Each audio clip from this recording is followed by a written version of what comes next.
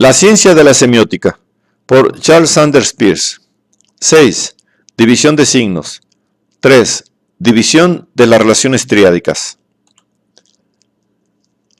233. Los principios y analogías de la fenomenología nos permiten describir a distancia cómo deben ser las divisiones de las relaciones triádicas. Pero hasta que no lleguemos a las diferentes clases a posteriori y no seamos llevados de este modo a reconocer su importancia, las descripciones a priori significarán muy poco. No ya nada, pero sí muy poco. Aun cuando parezcamos identificar después las variedades consideradas a priori con otras variedades que la experiencia de la reflexión nos hace considerar importantes, no es poco el trabajo requerido para llegar a establecer con seguridad que las divisiones que hemos encontrado a posteriori son precisamente aquellas que se habían predicho a priori.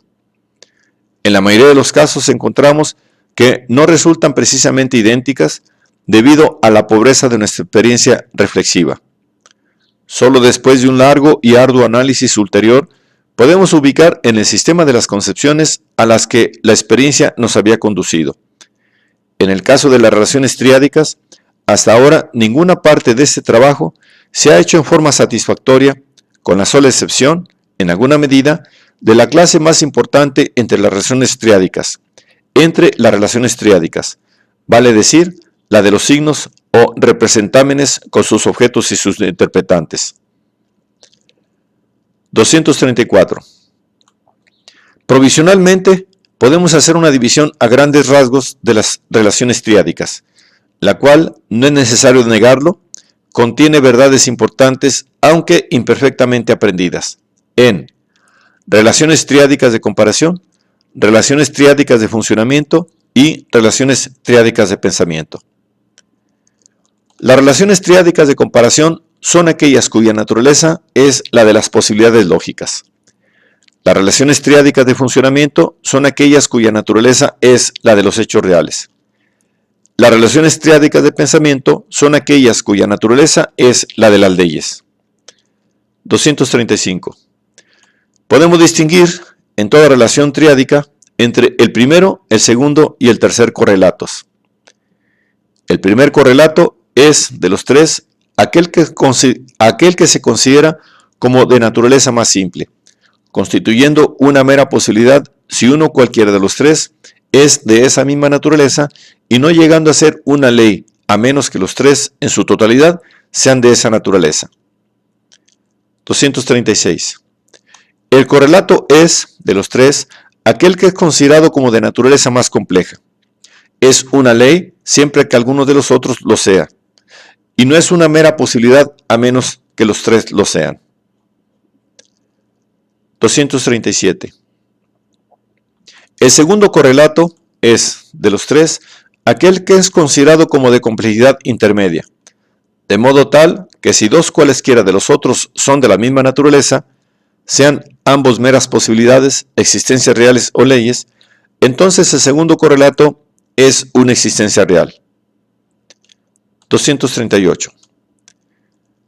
Las relaciones triádicas son divisibles por tricotomía de tres maneras, según que el primero, el segundo o el tercer correlatos, respectivamente, sean una mera posibilidad, una existencia real o una ley. Estas tres tricotomías, tomadas conjuntamente, dividen a todas las relaciones triádicas en 10 clases. Véase 235N. Estas 10 clases tendrán ciertas subdivisiones, según que los correlatos existentes sean sujetos individuales o hechos individuales, y según que los correlatos, que son leyes, sean sujetos generales, modos de hecho generales o modos de ley generales. 239. Además, habrá una segunda división similar de relaciones triádicas en 10 clases. Según que las relaciones triádicas, que ellas constituyen entre el primero y el segundo correlato, o el primero y el tercero, o el segundo y el tercero, sean de la naturaleza de las posibilidades, de los hechos existentes o de las leyes. Y estas 10 clases estarán subdivididas de diferentes maneras.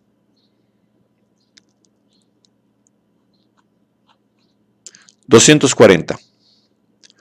Puede ser conveniente reunir a las 10 clases de cada conjunto de 10 en 3 grupos, según que los 3 correlatos o las relaciones diádicas, de acuerdo con el caso, sean de naturaleza diferente o que sean todos de igual naturaleza, o que sean 2 de una determinada naturaleza, mientras que el tercero lo es de otra. 241. En toda relación triádica genuina, el primer correlato puede ser considerado como el que determina el tercer correlato de algún modo, y las relaciones triádicas pueden ser divididas según que esa determinación del tercer correlato consista en tener alguna cualidad, en estar en alguna relación existencial con el segundo correlato o en estar en alguna relación de pensamiento con el segundo por algo. 242. Un representamen es el primer correlato de una relación triádica. El segundo correlato se llamará su objeto y el posible tercer correlato se llamará su interpretante, por cuya relación triádica el posible interpretante es determinado para ser el primer correlato de la misma relación triádica con el mismo objeto y para algún posible interpretante. Un signo es el representamen del cual algún intérprete es una cognición de alguna mente. Los signos son los únicos representámenes que han sido muy estudiados.